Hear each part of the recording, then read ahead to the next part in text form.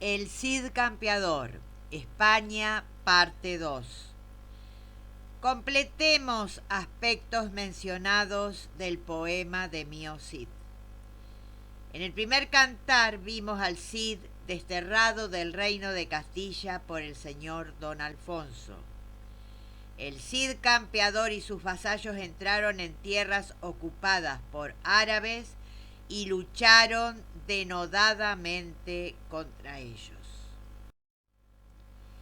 En Corpes, lugar donde los infantes de Carrión habían actuado con bajeza e indignidad, habían tenido una actitud deshonrosa hacia el Cid Campeador.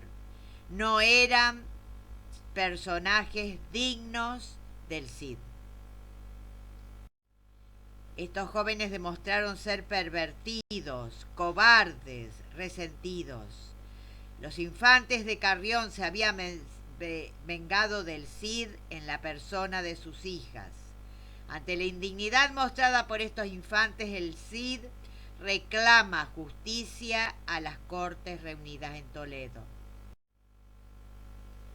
Finalmente, el Cid recupera su honor.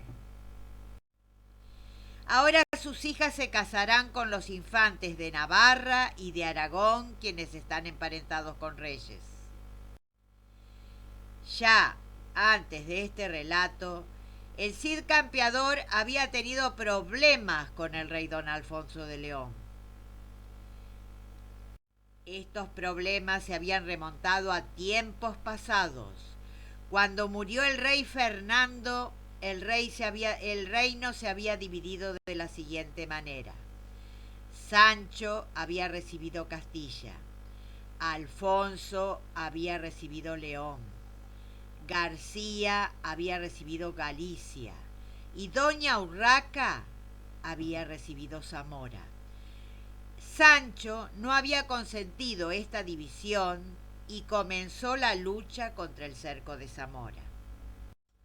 El Cid, al servicio del rey del Castilla, había sido el encargado de pedirle la rendición a doña Urraca.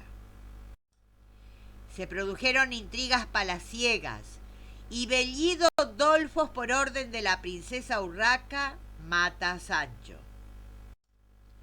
Alfonso de León pasa entonces a ser único señor de todo el reino. Pero los caballeros castellanos, dudosos de que Alfonso hubiera tenido algo que ver con esa muerte, solo se considerarán vasallos si el rey jura ante ellos no haber participado en la muerte de Sancho. El rey Alfonso VI hace este juramento ante el Cid, pero el rey le guarda rencor al Cid. Es por eso que actúa injustamente y lo destierra. A pesar de todo, el Cid continúa luchando contra moros a favor de su rey Alfonso.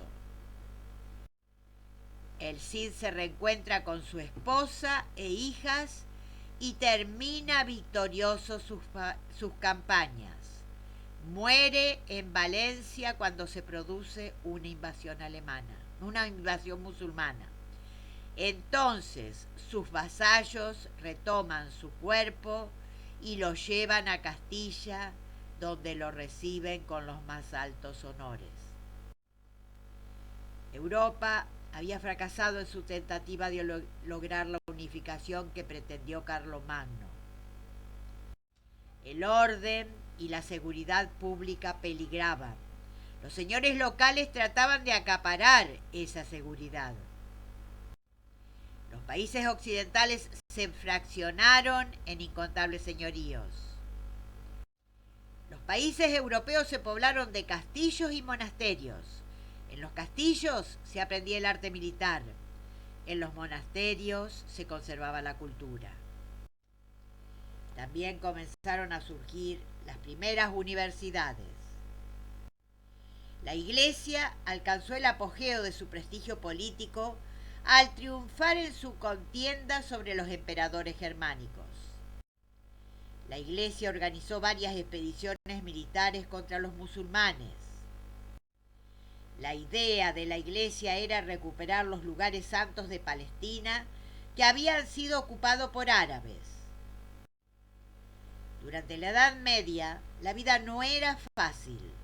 La inseguridad invadía el lugar. Los campesinos habitaban, trabajaban y producían las tierras cercanas a los castillos. En épocas inseguras de ataques, los campesinos pedían seguridad a los nobles. Los nobles trababan relaciones con otros señores feudales, condes, marqueses, duques. A su vez, estos nobles reconocían la superioridad de un rey. Pero en general los monarcas carecían de autoridad sobre todo un país. Solo eran dueños de sus propiedades personales.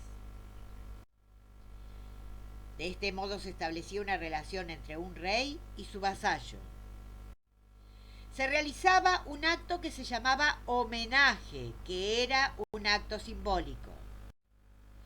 El subordinado se arrodillaba ante el rey, lo reconocía su señor, le juraba fidelidad y le confiaba sus propiedades.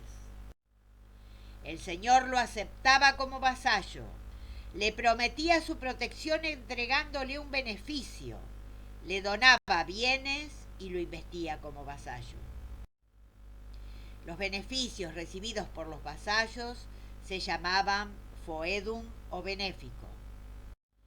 La investidura originaba de inmediato deberes y derechos recíprocos entre vasallo y señor. El vasallo debía a su señor asistencia, fidelidad y consejo. El señor, por su parte, otorgaba protección. El poseedor del feudo acuñaba moneda propia, tenía ejércitos personales, administraba justicia. Ahora vamos a exaltar la figura del Cid con este poema de Manuel Machado. El ciego sol se estrella en las duras aristas de las armas. Liaga de luz los petos y espaldares y flamean las puntas de las lanzas. El ciego sol, la sed y la fatiga. Por la terrible estepa castellana, al destierro con 12 de los suyos, polvo, sudor y hierro, el Cid cabalga. Cerrado está el mesón a piedra y lodo, nadie responde. Al pomo de la espada y al cuento de las picas el postigo va a ceder. Quema el sol, el aire abraza. A los terribles golpes de eco ronco, una voz pura de plata y de cristal responde. Hay una niña muy débil y muy blanca en el umbral. Es toda ojos azules y en los ojos lágrimas. Buen Cid, pasad. El rey nos dará la muerte. Arruinará la casa y sembrará de sal el pobre campo que mi padre trabaja. Idos, el cielo os colme de venturas. En nuestro mal, oh Cid, no ganáis nada. Calla la niña y llora sin gemido. Un sollozo infantil cruza la escuadra de feroces guerreros. Y una voz inflexible grita, en marcha. Bienaventurados los de noble corazón. Adiós, Cid campeador.